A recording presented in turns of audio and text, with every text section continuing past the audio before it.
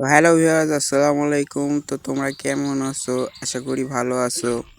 তো যারা আমার থেকে গিভওয়ে নিতে চাও তারা কমেন্ট করে তোমাদের ইউআইডিটা পোস্ট করে দাও। আর আমি প্রক্সি সার্ভার থেকে আমার মেন অ্যাকাউন্টে গিভওয়ে করি। তো তোমরা দেখতে তো পারছো আমি কিভাবে গিভওয়ে করতেছি। তো যাদের লাগবে তারা ইউআইডিটা কমেন্টে দিয়ে দাও।